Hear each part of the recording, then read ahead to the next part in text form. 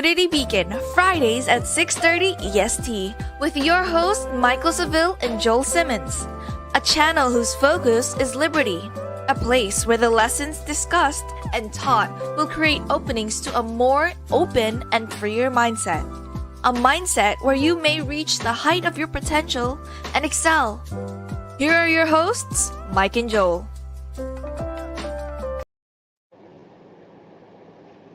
All right. What's going on, everybody out there?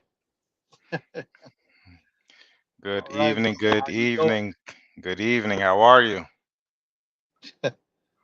Running, man, but doing well. Thank God. Thank God. Guys, we are back here in the place to be as Community Beacon. That means that it's Friday. That means that it's 6:30. That means that we are here for you all. Man, we've already got into the new month of August. July went by without a with in the nick of time. And speaking of time, that's what we'll be talking about this month. This entire month we'll be talking about time. And it was interesting that we even came up with a concept because there's also marks probably one of our I don't even know what it's called. The something. What is it? What would it be the 50th episode? What is that called? I know there's a name for the 50, whatever it is, half century mark we've reached in regards to shows, and we appreciate you guys sticking along with us each excuse me episode along the way. Let's quickly get into it, guys. Remember to love, like, share, subscribe, depending on what platform you're watching us from. Anyone who's looking to you think may benefit from hearing some of the things that we talk about on here on the Community Beacon, please share with them, let them know, and of course feel free to engage. We'll definitely read your comments, and we definitely like to have this dialogue going, so we appreciate that. Guys, remember on Monday 9 o'clock it starts with me. Remember to check me out. I'm definitely getting into real estate and business. It's an awesome show. Come check me out. I guarantee you'll get some jewels, some gems from my, what is it, almost 10 years in real estate. So check me out. Continue watching me on that what it takes, excuse me, on Mondays at 9:30. Of course, on Wednesdays, it starts with me. Joel at the Tenacity Foundation is over there interviewing all people from different walks of life, mentors, coaches, business people, etc. Brother, who do you have on this Wednesday at 12:30? Yeah, brother. I definitely appreciate that. We got Emmy Chadwick. Emmy Chadwick, young lady.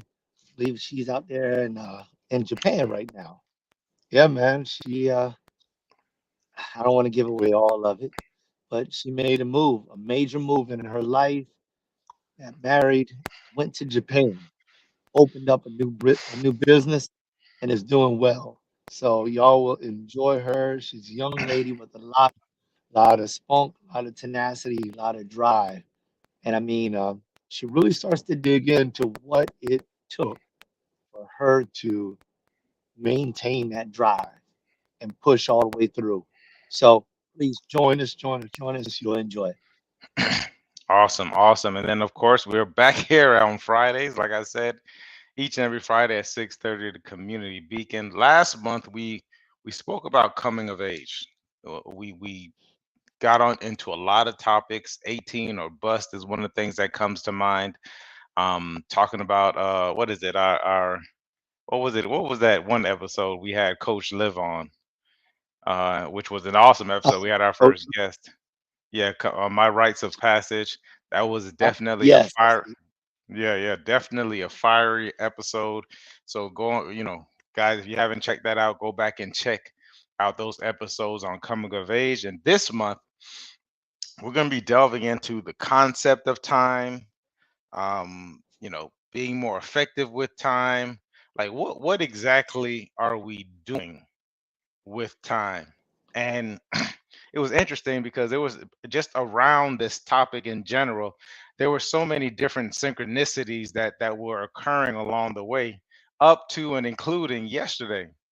Yesterday, I happened to be listening to an interview with Mike Tyson and Kevin Hart on Mike Tyson's podcast. It's called Hot Boxing. Oh my gosh, I really enjoy listening to Mike in his latter years. I mean, because Mike Tyson is a legend, right? Let's put it there. But the humbleness, like it's almost as if he doesn't even want to talk about, his effect on the culture and society, and I mean the sport of boxing within itself. Um, but one of the things he spoke about, because Kevin Hart said, because he's still very active. One of the things that they spoke about was the getting up early, and Mike is like, I'm up at 4 o'clock in the morning, and he says I'm up at 4 o'clock in the morning, and then I leave the house at about 5, get my running in and my workout in early in the morning. He mentioned some other things about it that I was like, okay, me and Mike are very similar. He's like, I got to get this in, or else my family might not like me for the rest of the day. And so Kevin mentioned, and Mike, you're 55 and you're doing this. And then Mike mentioned something. He said, Mike said, I mean, he brought up the calendar. He said, I mean, what is time anyways? He said, here was Julius Caesar, who was alive 70 years before Christ, came up with the concept of the calendar. He's like, here's a guy, he's a human just like us. I mean, it's Julius Caesar, he said, and he came up with the concept of the way the calendar is. He said, so that person, in essence, is telling me how old I am. So he kind of broke it down, saying that the age is definitely it's a construct that we abide by, and we've all taken it in, and this is what we live by, so we have to take that into consideration. I mean, it's been over what 2030 years. Of course, that was the Julian calendar. We use a Gregorian calendar. However, it's very aligned with the Julian calendar, and we added a couple of months because they never used this. What was it? January and February. I think those months were considered as dead months because those were like winter. So whenever the army and whenever the army wasn't doing anything, they would call it the dead months, and that was the winter. And then eventually, a little bit later on, we came up with December and January. But I thought that was all interesting, especially leading up to this concept of what we're talking about, time. And then we get all the way up to 19, what is it, the 20s, 30s, and then we have one of the geniuses of our time, which is Albert Einstein, which then spoke about time being relative and operating on different planes. So I'm very interested in this conversation. That's kind of where I came around and took it, brother. Where'd you kind of see in regards to when we spoke about time? Because I know you had a lot of things that you said where you were kind of stewing with in regards to that, this topic in general. Yeah, brother. I definitely, man, I like that. I like where you started that off with that whole breakdown, and bringing up Mike Tyson and what he's going through right now, and how he's not even showing really like age. I mean, this guy he's awesome. Mike Tyson is awesome.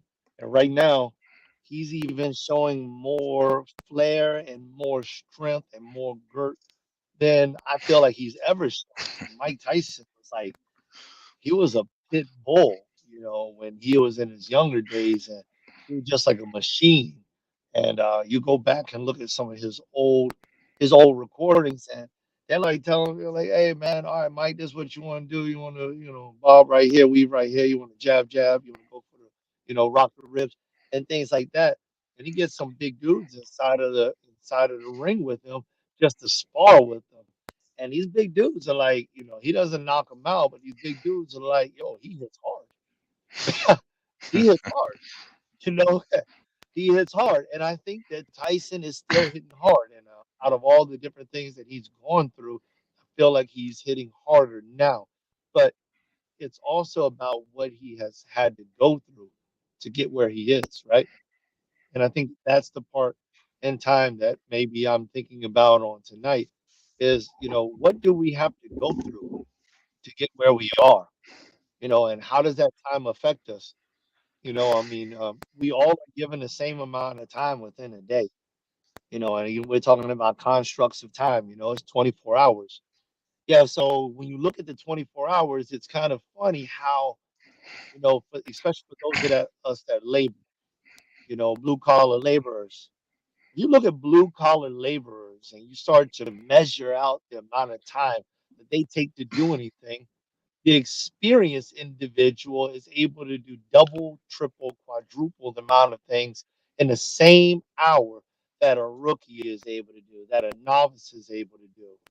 And herein, you hear Einstein's words about how time is relative because a blue collar experienced worker can do more with an hour than a novice can do with 24.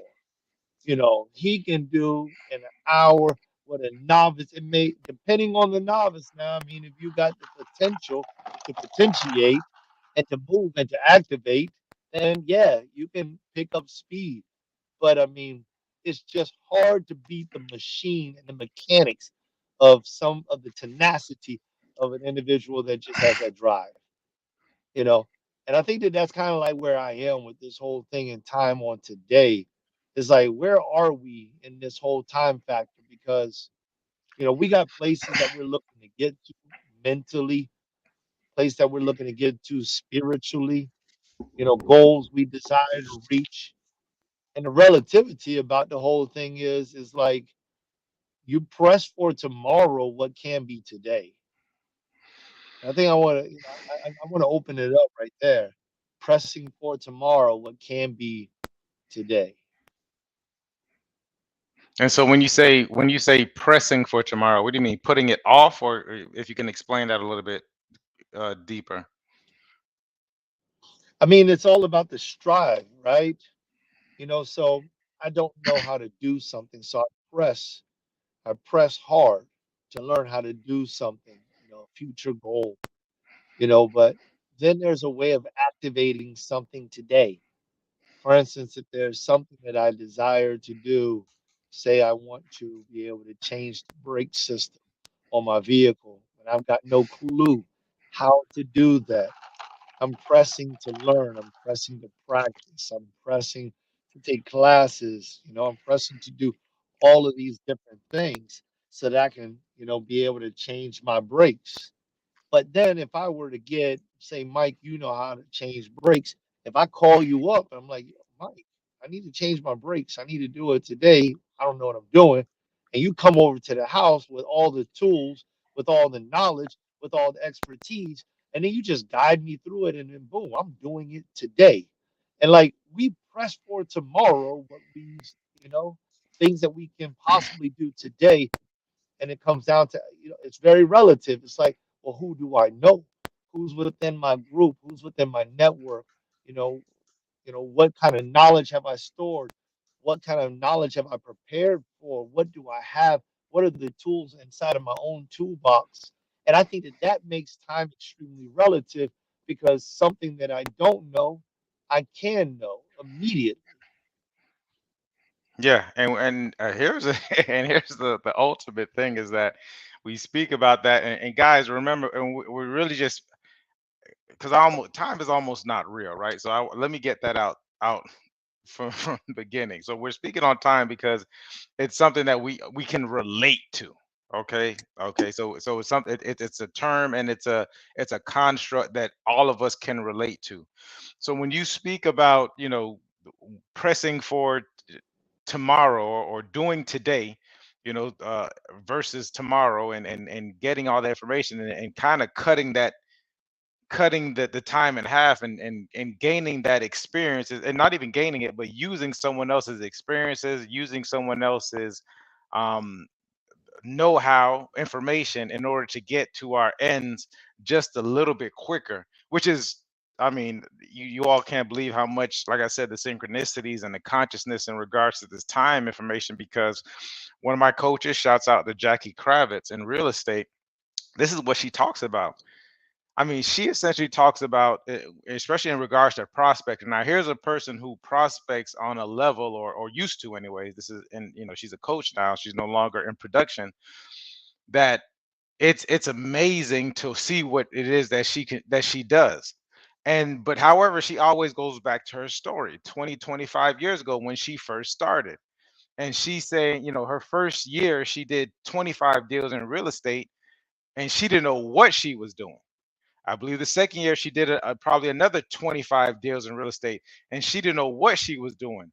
What she was doing in order to get those things done was the time on task. So this is time on task without the skill, which is Joel's talking about it. The time on task without the skill got her 25 deals. It took her 800 contacts, meaning that she had a conversation with someone to do one deal. So that's what that was that time on task. When she later on got the skills, she got the coaching, she got the know-how, she got the information. What Joel is talking about in his analogy of changing the what was it, the oil or the tires, or I think you said the oil. Breaks. Yeah, Yeah. the brakes. Once she ended up getting the information and the skill from her coach, it went from what was it, 800 contacts, or I think it was 800 contacts for a closed deal. I think she said it was more like 5 to 600 for an appointment. She went all the way down to now she can get an appointment after every 12 to 19 phone calls. Can you imagine going from 12, excuse me, from 600? You know how many days it takes you to get 600 contacts to getting 12 to 19 contacts in order to get an appointment. And what she Let, tells let, us, let me introduce this real quick, brother, and just hold the thought for a moment, please. Jamie Villavosa. So I spoke with her, I don't know, 2 weeks ago. This lady said she said on a conference call, mentioned my name, and she was like a 5:30, and she was talking about this production and how to prospect.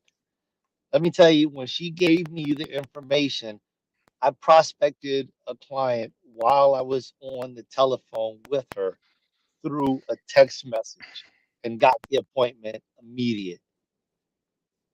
right, Then I turned around and did the same thing for the very next five, immediate. I mean, you know, this is where you're headed with that, but this is a part of my organization which is semi new, and I'm able to do it immediately because I'm listening to her and just doing exactly what she says do. I just wanted to introduce that, you know, in the conversation with you on that. awesome, awesome. And so, I mean, just speaking to that point is exactly what you're saying, is that when you can get someone to to coach, train, mentor, whatever you want to call it, and to fast track that time, because essentially, and then you got to think about the tenacity it would take, because what happens is most people, she was just a special person. Most people aren't going to get to that make 500, 800 calls to be able to do that time on task. That is, it can be very, um I don't want, the word is not debilitating, but it can be very dejecting. You know what I mean? Because I'm telling you right now, humans aren't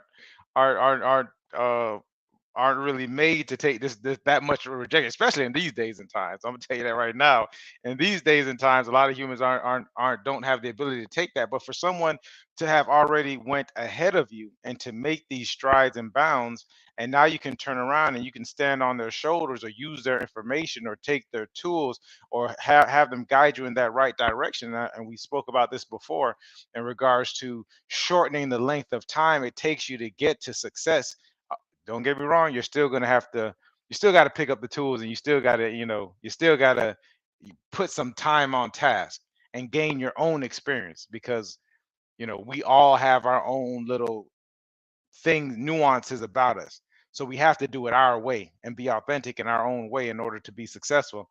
However, when you understand and know some of the immutable laws that go along with whatever it is that you're trying to do, if you can get those foundations and have someone direct you in what it exactly is going to take to get there, you cut down you cut down the time essentially. So we spoke That's when about time that. becomes Yeah, yeah. Give me that's one when time second. Give me becomes one. money. Give me 1 second, brother. Give me 1 second. So we spoke about the time, the time on task that these people went ahead and did, and then it's also like a focus. You know what I mean? That also cuts down the time that you have. You have it has to be focused time on task. It's a little tough to do a bunch of different things if you're not necessarily focused on what it is that you need to do to make it replicable. to make it scalable, to take it to the next level. Because we all can look up from time to time, but to have that focused time as a construct on task, and then you gain what we call what a lot of these mentors and people who came before us, they have that experience, and that experience is what actually makes it you know I think an experience thing is something that you need to have and go through, especially when you're wanting to take it to the next level, because you can skip it. You can use there's certain tools that we you can use in regards to dropping, that we can automate it, especially in this day and time. And if you go on Facebook or Instagram, you're going to see a million uh, advertisements saying, "Hey, we can book your schedule. We can do this. We can do that. We can do this." But without that experience of understanding what exactly it is in that part of, and I'm talking about business, in that part of your business, it's so easy. It's so easy to drop the ball and not know where to pick it up from. So be careful with, and I say this to say, be careful with going with a lot of people who say, "Oh, we can do this for you." We can. It's almost like raising your kids. You can send your kids off to like a day, what they used to have I'm sure people still send their kids off to boarding school, but can you imagine sending your kid off to boarding school from the ages of, let's say, one till about, and you get them back at about 6, and then actually trying to understand, or without having gained that bond and understanding what your child is. It's just certain things that you have to have, and you have to go through experience. So go ahead, brother. That was my end of my rant.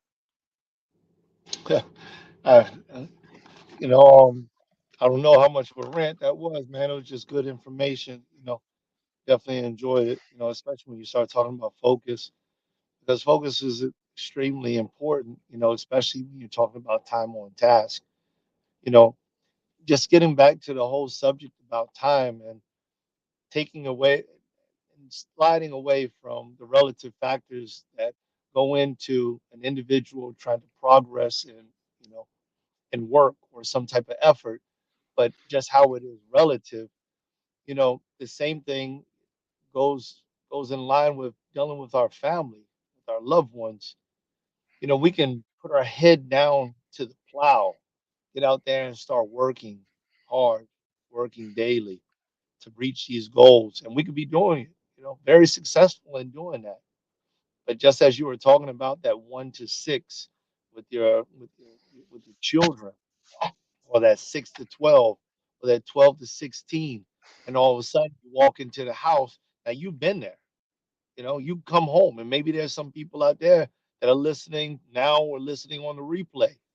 And all of a sudden you walked in your house and you didn't even realize who was in that house with you, you know, because time is extremely relative. My dad, he would always tell me, he was like, time is going by faster. Time is winding up, as the old pillars of the church would say. They would say time is winding down, you know, and they would say that, and it's a powerful statement, especially because the more enriched you are in whatever you are doing, in your culture, in your business, in your family, things around or outside of that ecosystem wear away quickly. You don't see the passing of time. You may see it if you're deeply involved with your local family, and it's all about just coming home and being in there with your children, with your wife, or your ladies, with your husband. And you're so involved that it's about every step, it's about every meal, it's about every single game that you play. And that's it. That's your whole world. And you live and breathe just to do that. You know, all of a sudden, all of the things that are happening inside of the world just begin to pass by. Elections begin to pass by. Situations begin to pass by. Someone, you lift your head up for a moment. They say, "Can you believe that so and so did such and such? There was a robbery over here. There was a tornado over there." You're like, "What? Oh, that's terrible."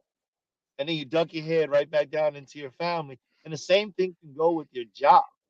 You know, you get so deep into your job, and you're making all of these different ranks, and you're rising in the ranks, and you're going up. You're going from entering in to supervisor, CEO, and you've been on the grind so hard that your children grew 1 year, 2 years, 5 years, 10 years, and you're still trying to make it. Meanwhile, they're waiting for you to come home and be a part of them. Some people miss that opportunity. And Yep. when they get home, the kid is just like, Dad, you know, it's nice to see you, but listen, I'm going out to hang out with the guys. And they don't have any interest in you because time is relative. To them, being at home, they may have been waiting for you to get home, and every single minute they were checking, every single hour they were checking, waiting for you to show up at home. But then all of a sudden, when you get home and it's 11 o'clock and you're exhausted from putting on 15 hours at work, and you just want to take a shower, eat something, go to sleep, and that kid's in the bed and you're doing it all for them. Some of us are doing it all for them, but then they're just like all of a sudden they're like, "That's all right. I'm good. I'm good." Time is relative, and I think that that's a part of it also, Mike. And then when you said focus, I think that that brings more to it. You know, the impact widens. What is your focus? Yeah, I love to hear what some people would say about that. What is your focus with the Yeah. time that you have? Amazing. And I think and when we're talking about it, I know you're talking so passionate about it, and I'm listening you talk because these are some of the things that just on a day-to-day basis are some of the decisions and choices that we have to make. Like we, as men, as when we were children, having these decisions made for us, etc. And here's the thing, now that I'm even going down that path is, and we're talking about the focus is, you have to be careful with these things. Like you have to be careful about the time because you're trading. Like you spoke about Mm, working, you spoke about working at these different, the jobs that people are working at, whatever it may be. Like you have to know what exactly you're trading for this time. When you go buy and say, you know what, especially in materialistic, I want to go buy this Benz. Let's say it's a Benz. It's $100,000. I'm buying this Benz. When you think about the money, which the money is just a tool, it's a form of exchange, but what you exchange for that money was your time. So when you buy this Benz for 100,000, you need to really figure out like, okay, well, how much time did it take me to like this Benz is worth for easy math. Let's say you make $100 an hour, which a lot of us don't, right? So $100 an hour, this Benz is what's that? 10,000 hours worth of time, right? If it's $100,000, like you have to say, okay, this is 10,000 hours. When I say 10,000 hours, what comes to mind? We start to say, okay, what comes to mind with these 10,000 hours is the ability to, and this is the Malcolm Gladwell when he spoke about the X, what is it? What's that book called? Oh my gosh, the Outliers book. And it takes you actually, and they say it's 10,000 hours to become a master at something. So now when you can figure that out, you can kind now we can kind of start doing things interchangeably. Like we can start saying, okay, well, maybe I don't need this Benz now. Maybe I need to go get my 10,000 hours. And then instead of making $100 an hour, once I become a master, now I'm making 500 or $1,000 an hour. And now that time is in exchange for this, and I can use it for everything. Like now we're talking about investments of your time. Like that's how that's it. It gets deep, but that's why I said you have to start making these different decisions. Like, what exactly am I trading in this materialistic thing? And then on another factor is what is guiding this. Like a lot of us, our decisions on what we do with our time is based on our culture, is based on our community, is based on what we call our duty, right? You really need to focus on, okay, where did I get this information from, and does it serve me? Right? It was a time when you were talking about, fathers were like, well, we out here making a living, etc. Blah blah blah, without understanding and a lot of them didn't necessarily understand the impactfulness of being a father, or even mother, single, whoever's, working 10, 12, 20, 15 hours a day. like putting in this time because I want to make sure that my kids have this. I want to make sure my kids have that. When you can go back and ask these kids if they remember what they got for this certain time that you traded your time for, they don't even remember it. But then when you talk about that one time that you and pops went to your first game or you had these different experiences, like these things are these are the type of things that are etched in people's memories. They remember the feeling they had when they were taken out. But a lot of us, some people tend to use that money in order to buy materialistic things and not necessarily have those experiences. But where does it come from, right? So I think you really need to take stock in, okay, why am I doing this? Why am I working these long hours? What am I doing it for? And and who actually gave me the ideal and the thought of it. Like it can, like, you need, and here's the thing, like these are some things that we really need to think about, because with the way our culture is going, especially in the African American community, it's not looking too it's it's not the best. um we need to understand why, because we need to understand where our focus is going, and what are our um what effectively do we actually want to see happen. I think that takes a little bit of soul searching. Mhm. Yeah, yeah. Hey, Anna, go ahead and throw that up on the screen. I want to just touch on that a little bit. She said, there is no point in dwelling in a situation, event, when it won't help you grow. You just really need to stand up and keep walking forward. And Anna, I love what you're putting right there. And I feel maybe there was something that we discussed or something that kind of touched. There was a touch point there for you, because I don't know that there was something that I can really say that I heard Mike or myself say that touched on this point just yet. But I definitely want to say that I agree, because let me just introduce this, that time is presence, y'all. Time is presence, you know, and maybe that might not be the way that we we think of time, that we discuss time, that we believe in time. But when it comes down to, it's like, well, what am I spending my time on? To be present somewhere. I'm looking to be present to build my empire. I'm looking to be present with my wife, as Mike said, my feelings. I'm looking to be present with my children. I'm looking to be present driving a vehicle. I'm looking to be present, you know, um, on a beach somewhere. It's presence. It's not about how much the sun moves in the sky, or how little or how much more I have. It's about being able to feel the presence. So, one question that we all ought to ask ourselves is that when we use our time, are we actually present with it? Or are we just kind of like moseying on through life like the Flash, DC Comics, and we're just like flowing through the cities because we can run 100 miles an hour, and we don't even recognize that our presence is moving 100 miles an hour, and that we're not even utilizing what presence we have to socialize or to befriend or to enjoy or to love or to dance or to play or to work or to enjoy the work or to even enjoy the pain. I know that sounds strange. To enjoy the pain, you know? I mean, I don't think that when I started growing, I'm sure that my legs started hurting, I can't really remember it. But now when I start to grow, I start to think about that. I've talked to Mike. I talked to Mike, call Mike up, be like, bro, this has been a rough week. Got heavy depression going on. I feel like I'm growing. Something's happening. It's a change. So I'm finding joy. It's crazy. I want the joy out of that. So when you start to think about there's no point in dwelling in a situation or an event, it's like, okay, this is a wake up call. That's your alarm to me. To me, that's my alarm.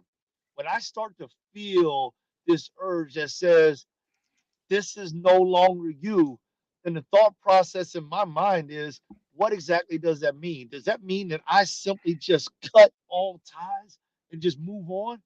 Because listen, I've built from nothing so many times. that I feel as if I could absolutely do that.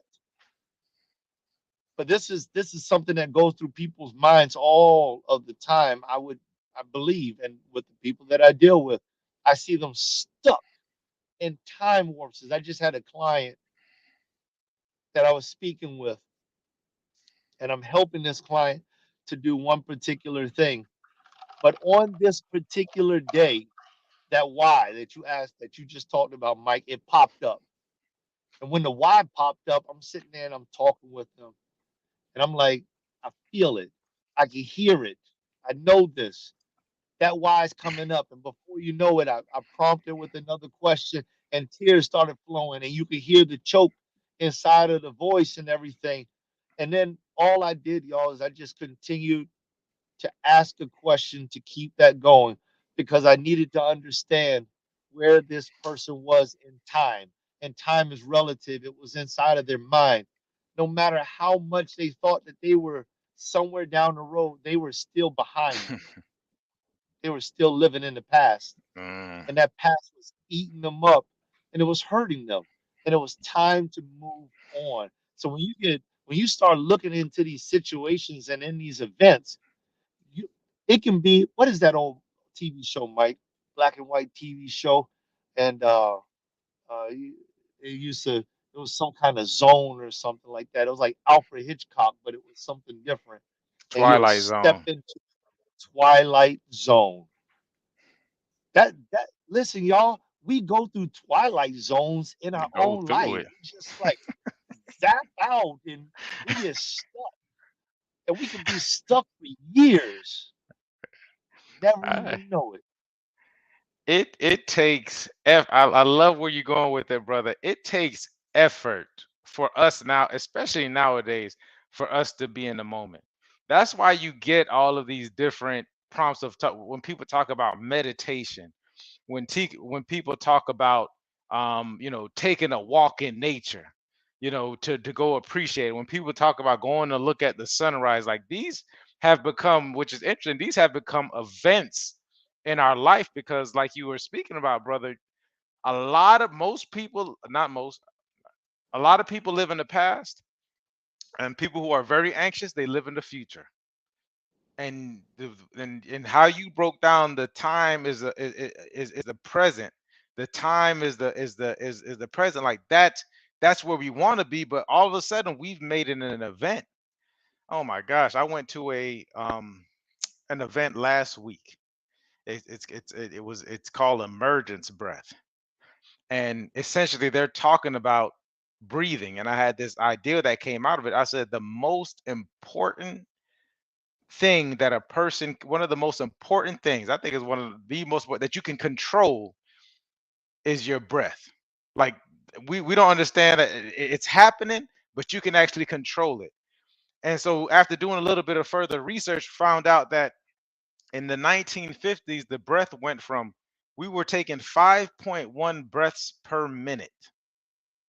And now in 2022, we take 17 point, I think 17.2 breaths per minute. So for our entire civilization, we were taking 5.1 breaths per minute. Now we're at a point where our minds are going at, to where where our breath are, this is happening unconsciously. I think the breath is, what is it? What is it? There's para, brother, voluntary and parasympathetic. No. But essentially, our we've gotten our mind, and our minds are doing this to where we're taking this. And when then they found out that when you're taking breaths that fast, that it puts your body physiologically, it changes the how your body, it goes back to that fight or flight situation, because now your body is on edge because you're taking 17.1. So now they actually have classes where they're teaching people how to take deep breaths, to oxygenate your blood, to get to make it, to make it, to slow your heart down, etc. Like there's classes for this now. So it's like our presence and and the time that we're trying to take, this time now that we can actually affect change in the now, we have, it's an event to come back to it. That's why we have all these experiences. People are going to concerts. People are doing this. People like like I said, taking meditation classes, etc., to come back to the now and be in the present. It's a interesting thought. So when you mentioned that this time being the present, and then you're working with these clients who, and you spoke about that client who was essentially living in the past and using the past to actually define themselves, right? Like that, people are using the past to define themselves, and other people are using your past to define you. When you can wake up every day and actually affect and make that change, and that comes with a lot of awareness, and some of us don't necessarily have that awareness. That's why you go to coaches like Joel of the Tenacity Foundation. I see, and I'm gonna tell you who was right on time is Kenyatta, who just checked in with the hey. This is an important conversation that we're having. We're going to continuously have this throughout the month of August, because I, it is perfect timing. What do you say, brother? Yeah, no, I definitely agree with that. And Harrison also shout out to him with 100% agree as well. You know, it's a deep conversation, but I think that is necessary, especially since time is being wasted so much. And just with the thought process of time, instead of time being equal to the amount of work that you can do, if time is equal to the amount of presence that you can obtain or feel or develop or be in, then you're wasting your presence. People are wasting their presence. They're wasting their efforts. And I would I wouldn't I wouldn't want to continue to waste my efforts and my presence. This is a struggle. This is something. Balance is huge, and that's why financial liberty is such an important thing. But financial liberty is not necessarily something that you achieve at high heights of finance. It can be something that you can achieve at low levels, because then it becomes a thought process of what baggage am I carrying within the time that I have on this earth? You know, if I have little baggage, if I'm walking around like Jesus, you know, with an overcoat and some slides on, you know, then I I have the ability to not need as much. I don't need a job that pays $100 an hour because I'm satisfied with what I have you know. But as soon as I start to put babies on my shoulders, you know, and I take to me a wife, and then I take to me, like Mike, you said, I take to me the $100,000 vehicle and the $300,000 home, and I take to me three or four properties, and I take to me a business that's costing me or that brings me in X amount of dollars, and I don't want to lose it because now my time is tied to the profits that come through it, then all of a sudden I've got a weight on my shoulders. Kenyatta said being present takes practice. The mind is either in the past or the future. Either way, it's all an illusion. Yeah, that's very true. That's what we were just talking about. So I mean, at that point in time, all of these compounding factors that are on our life discourage the presence within time. They discourage it or encourage it, and then time becomes less about being present and it becomes more about what I desire to do, what my hopes are, my aspirations. Mike, you mentioned it earlier, my culture, my needs, all of these things that arrive out of my heart, out of my mind. These things begin to take presence inside of my life. And I begin to create waves and movements.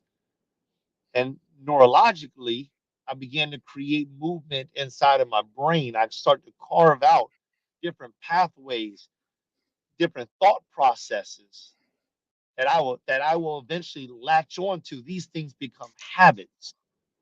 And when habits begin to form, habits are things that are done irregardless of time. Habits don't need time because they just do it like an instinct. They become instinctual, and it begins to brother. I think man.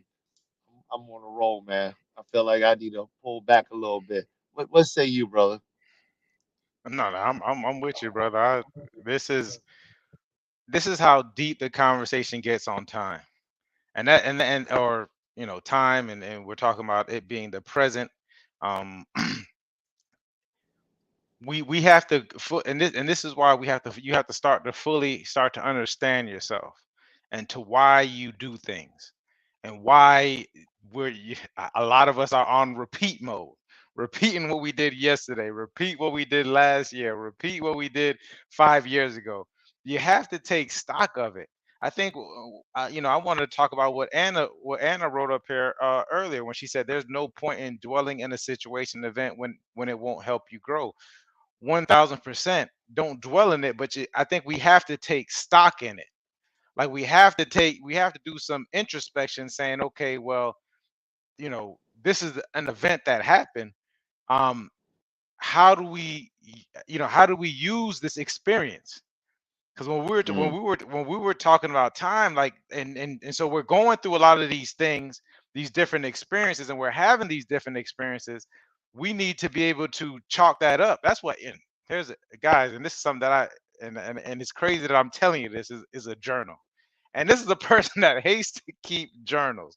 But one thing you want to do is start to keep a journal, something simple. You don't it doesn't have to be a long drawn out effect, but it needs just to be something about these different things that are experiences that are happening in your life.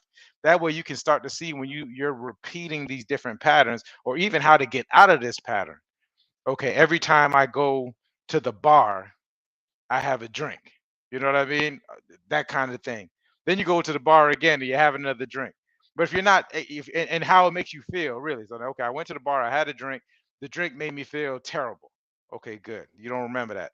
But then the next time you're back in the same, you're putting yourself in these same different situations.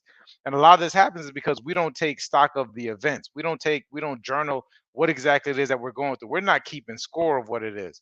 Don't dwell in it. Don't have a pity party for yourself, but acknowledge it so that you can move forward or make the proper adjustments. It's about this. And the guy brought this up. He said it's awareness. It's what he say. It's awareness. It's acceptance, and then it's an adjustment. So you have to become aware of these things. You have to then you become let me see, hold on to her. You become aware of these things. Then you become you have to accept these things like, okay, maybe the bar is not the place for me to be. I'm aware I'm at this bar. I'm aware that I feel this kind of way. And God's not saying don't go to the bar. I'm just saying this is an example. I'm accepting that, hey, this might not be what I need to be doing, or I don't need to hang around this crowd that's going into this place. And then you make the adjustment. You have to have those three things. Let me see. Kenyatta said, holding on to hurt, anger, frustration, etc., is like a clogged artery. We know that can lead up to a heart attack. This keeps us stuck in past time, surrendering to what we resist unclogs arteries and sets us free. Funny, there's a book called The Body Keeps Score. It's called The Body Keeps Score. So if anybody ever, if you haven't heard of that book, go check that book out. It talks about how the body stores these different traumas and these different things inside your body. That's why, some people say you need to go get a massage, you need to go get the chiropractor, have there's certain pressure points and some people do what is it? The acupuncture, etc., because it helps to release a lot of these different stresses within your body. But exactly what, and then we manifest these different things, have like having a clogged artery. So awesome, awesome observation. Practicing the art of non-resistance is key. Going with the flow. All right, brother. I know we said this was going to be a short episode. yeah, yeah, yeah. We get to Time we time is relative. yeah. Yeah, we didn't know how we were gonna feel up until the time, and then the time came, and you start to have these deep conversations because I mean, guys, when we're talking to you, we're talking to ourselves as well. Like this affects our lives. This gives us time to pause and say, okay, like we taking this information, and that's why we decided to bring this community beacon to you, because we are gaining so many lessons, lessons that we can't even share. Like the brother said, we talk and we have these conversations, or the brother sends me a text message of thoughts that he has, inspirations that he has. and it's like, okay, yeah, this is it. Let me write this down. Let me ponder on this. Okay, so how can I use this to make the now that I'm aware of it, to make and I'm accepting it, how can I make this adjustment to make my life better, to make my family's life better, to make my friends life better, to make people in the circle lives better? How can we bring this to Community Beacon to make everyone who's checking this out make their lives, better, or figure out what it is? What I'm taking from this conversation, guys, is and to the brother's point, brother Joe's point, is the ever the just being in the present as much as possible. This is when we affect change. This is when this is everything else is negated. This is the unattachment. This is the actual experience, the enjoying of this human experience that we're having. Is in the now. We enjoy it now. Okay, that's my last thought on the matter. I think that's dope because, I was thinking about that too while you were saying it. I started thinking about, spiritual experiences that I've had that are just timeless.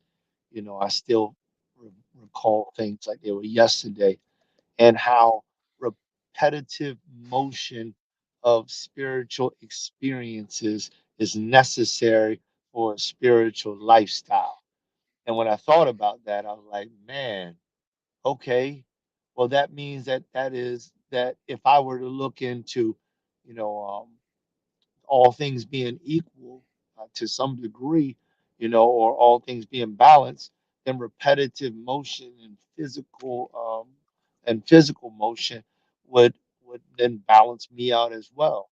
And what I mean by that is like me going to service, going to my church service and having prayer and getting closer to God and being present in that time, that makes me spiritually strong and it cleans my mind out, my spirit out. Or me going to the gym and staying consistent with that, that continues to keep my body strong and able.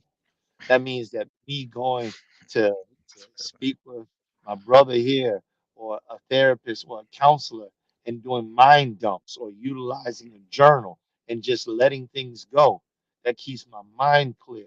And it's the things that we're practicing that really does it. Kenyatta said it earlier, and I want to bring this one back up. She said being present takes practice. And I think that that's the important part that I really want to take and touch on that, you know, is we all maybe we don't remember how to be so present anymore, because life has got a way of bogging you down with so many Oh things yeah. that you just can't see what's in front of you anymore. Like you said earlier, brother, we're so busy thinking about what happened yesterday that we're not planning for today anymore. And then maybe we're so busy looking towards our future that we are missing our present. And what we have in the present may not even show up for us in the future, because we looked in the future for so long, that we ended up destroying what we have in the present, and it doesn't show up in our future like we thought it would. Maybe that's because it wasn't part of the plan. And so these are things that we want to think about. I believe that we should be thinking about, and I hope that somebody takes that away. So I want to leave these couple of words with you. And I know that we mentioned it before. All right. So in your journaling or whatever you're doing as you're going through your day, just think about these types of things. And one of them is identify. You're trying to get in the present, start to identify the things that are going on inside of your life. What makes it for you? You know, what makes you happy? What gives you joy? What gives you pleasure? What balances your life? What makes you feel like you're alive? Then you need then list those things down and really do a deep dive. Start to ask why. Why do I feel that way? So thank you, Anna. So the second one is list. Start to list those things, you know, and then take your time with this. Sometimes we move so fast, like I was giving an example of Flash, 100 miles an hour. You don't know what's going on in that time. Take the time, list it. Oh, my wife makes me happy. Why? Why does your wife make you happy? Anybody can say my wife makes me happy. For a kid, anybody can say a video game makes me happy. Why? What is it? You know, what is it about your child that makes you so happy? What is it about your job that makes you so happy? Why are those things making you so happy? Why are you doing those things to be happy? And why not? Maybe that's a question you ought to ask yourself too. After that, start to prioritize these different things and set up a plan, because whatever's making you happy, I mean, God forbid is something that is destructive, but anything that's positive, that's where I leave it. Anything that is spiritually endowing and emotionally securing and is not hurting somebody else, I believe you should continue to follow through with it. All the rest of y'all, do what you want to do because that's what you're going to do anyway. But start prioritizing these things. Put things in order so that you can do it again. Because doing these things again is going to open you up to more and more experience and ability. And now you can bring in that focus in your time and then plan, set up a plan. And last thing is consult. Along the way, talk with somebody. Start to develop. You should, just by doing this, I believe that you're going to automatically begin to attract people to you that have the same alignment as you. People that agree with this style of mindset. Because the thing about it is, you're going to want to talk about this. Like I'm talking with Mike about it, and Kenyatta showed up, and Harrison showed up, and Anna showed up. These people are showing up because this matters to them. And all of a sudden, you start to get around like minded people that want to go somewhere with their presence, with their time. It matters to them. And at that point in time, you're expanding your network and you can start to build a mastermind out of this. You can start to build strong with it. Mm, yeah, brother. I just wanted to leave a little something that somebody could actually take, write it down on a sheet of paper, and maybe do it again, repeat it. Awesome, brother. Awesome. Yeah, yeah. Dope stuff. Really good stuff. All right, let's All right, bring I it guess to a close. Yeah, yeah. all right, Um, everybody. Well, we definitely enjoyed this time with you, this presence with you, this last hour. It's been awesome. I don't know if y'all hear the rain. You know, I'm I your thought it your was a your garbage boy, your can. motivatorpreneur. Nah, I, that's rain. I thought it was somebody running a garbage can around the car. Yeah, and it seemed like it just rained on me. And it was a sun shower. I always think that's a good thing. I always think that's a good thing. It's like God, when I see rain like that and I see sun, for some reason it always comes to my heart that that's God smiling at me. That's how I've always taken that. Anyway, that's beyond the subject. Listen, y'all, I'm Joel, your motivatorpreneur. That's Michael Seville. He is your real estate king and your business mogul. All right. Remember to check him out on Mondays. Check me out on Wednesdays. Check us both out here in the community beacon on Fridays. This is us saying that, listen, everything we talk about is for your good and our good. It is so that we are able to reach our highest potential and excel. So we hope that there was something that you were able to gain. We will be talking about time all month long. So please join us again next week, 6:30, Community Beacon. You can check us out on Tenacity Foundation and Michael Seville. Remember, like, love, follow, subscribe, hit the notification button so you know when we go live. All right, y'all. Love Oh, you. the Peace. brother, the brother rhyming.